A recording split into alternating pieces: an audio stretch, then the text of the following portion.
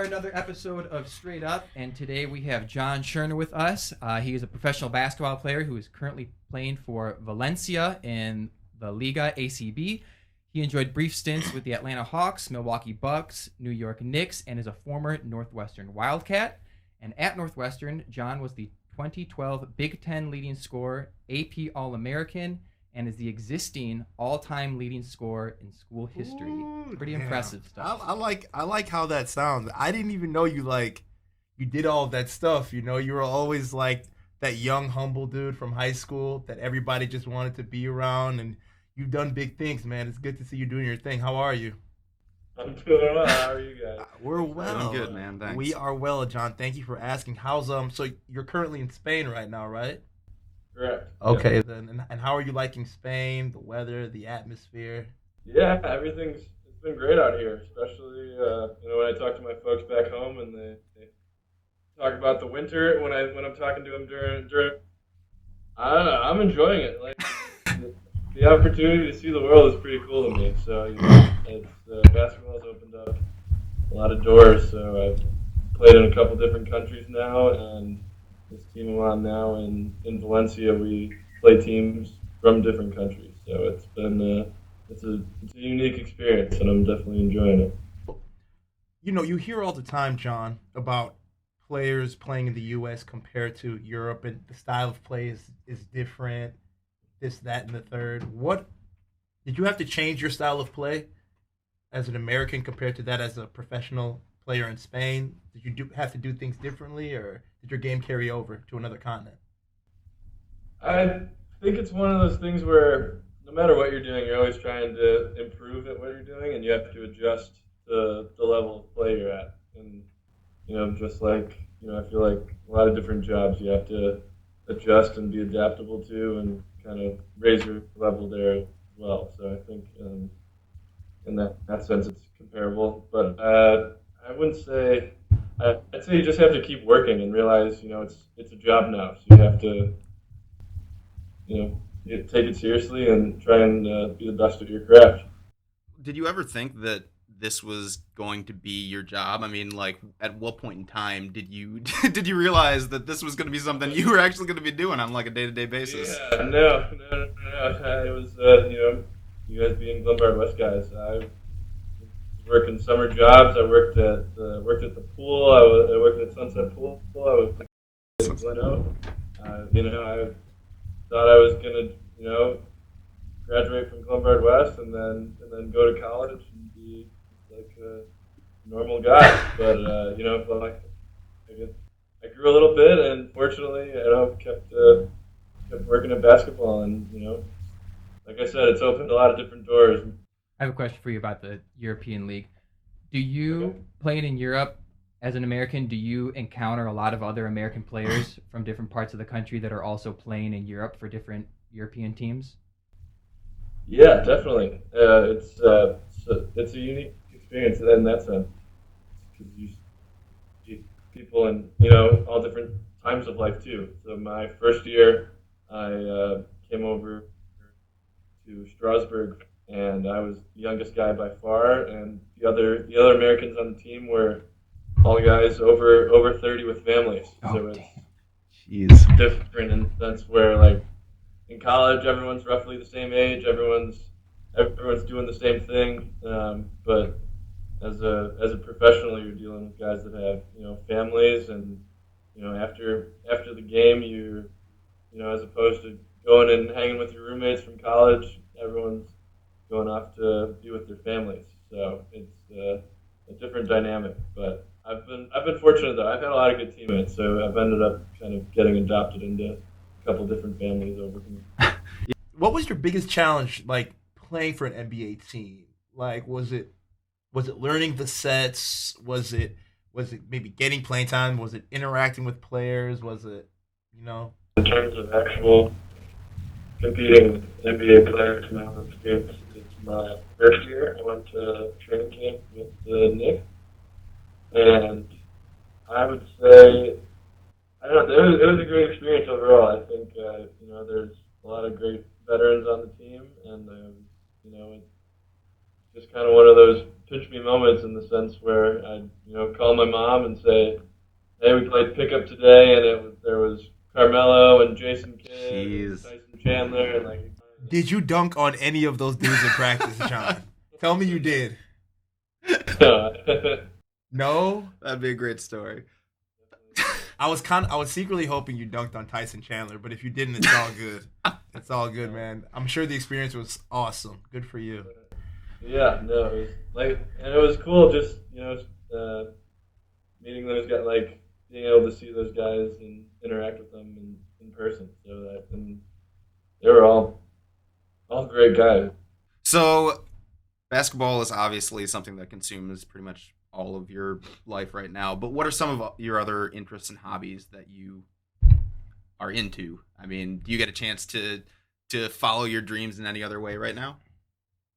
There's a bit of downtime here, so I think I've been, I watch a lot of movies, read books.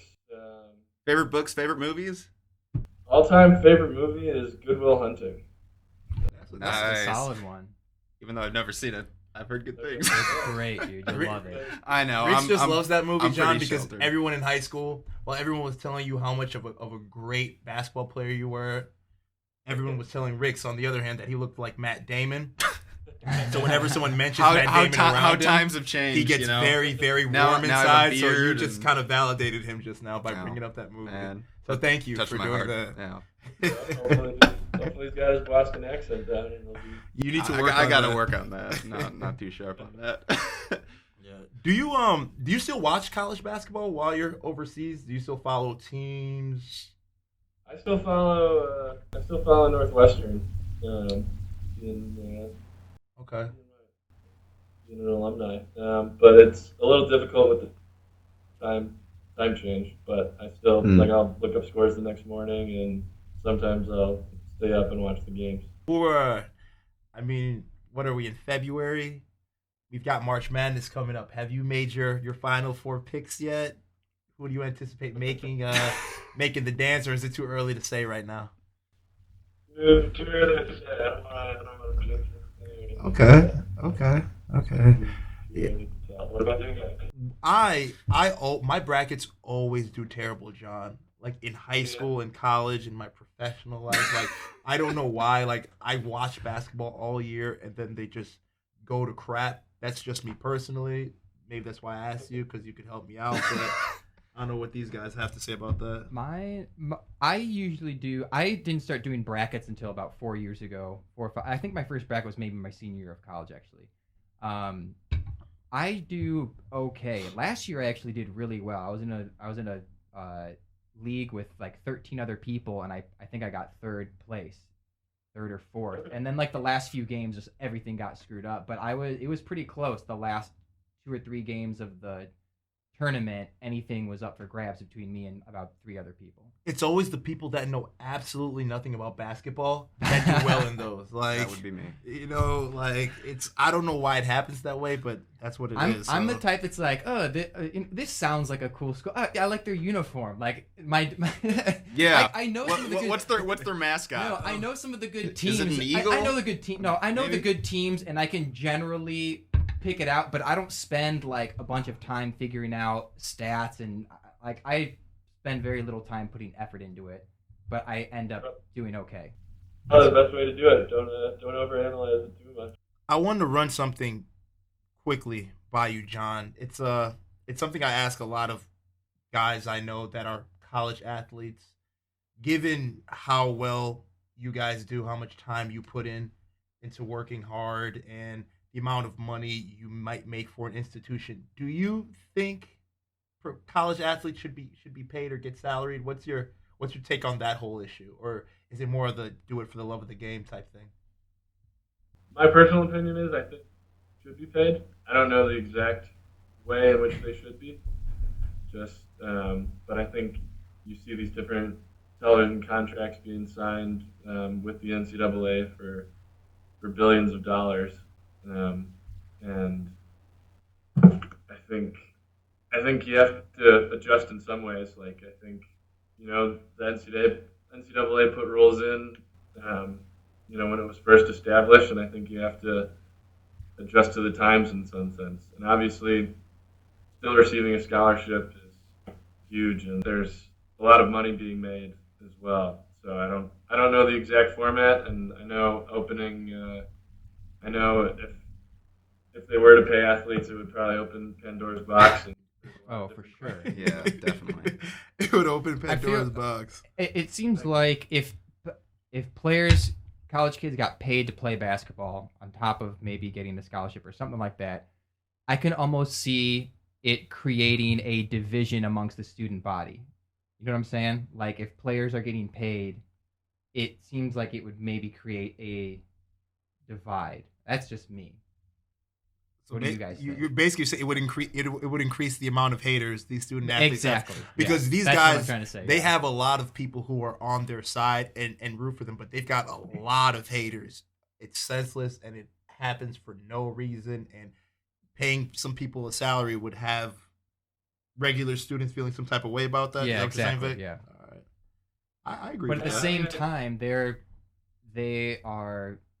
people are making money off of them, and they are not reaping the full benefit of what they are contributing to the school and to the NCAA. Yeah, right. I mean, obviously, we're receiving student athletes are receiving scholarships, and to have your education paid for is great. But I think when you see contracts for I think CBS for college basketball is $10 billion over the course of time. I mean, that's a significant amount of money, and you have, coaches getting paid millions of dollars as well.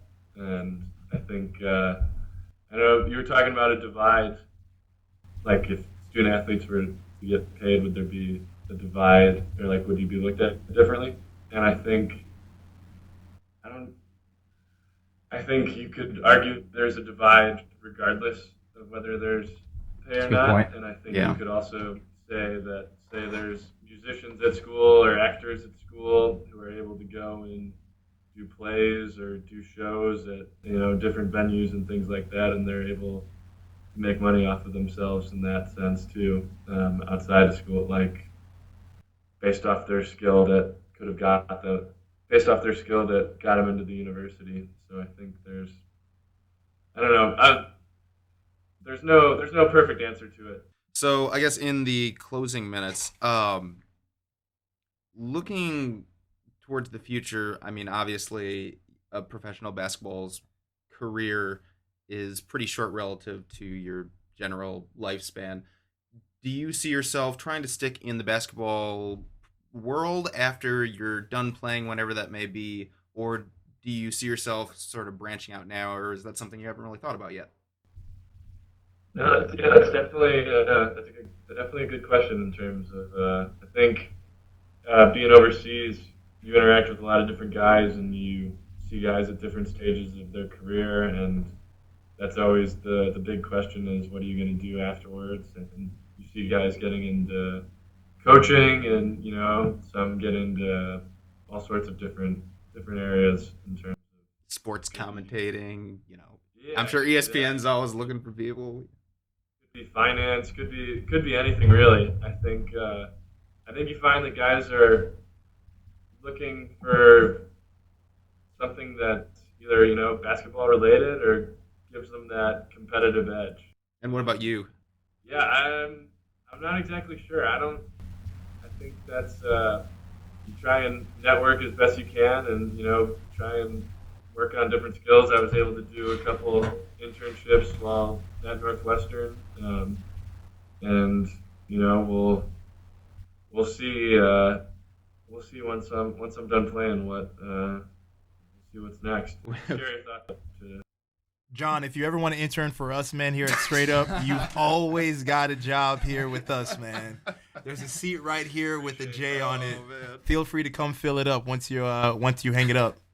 But on a more serious note, what's up for John Shurna for 2016? What are your goals? What do you plan to accomplish this year? Are you gonna And the next couple of years too.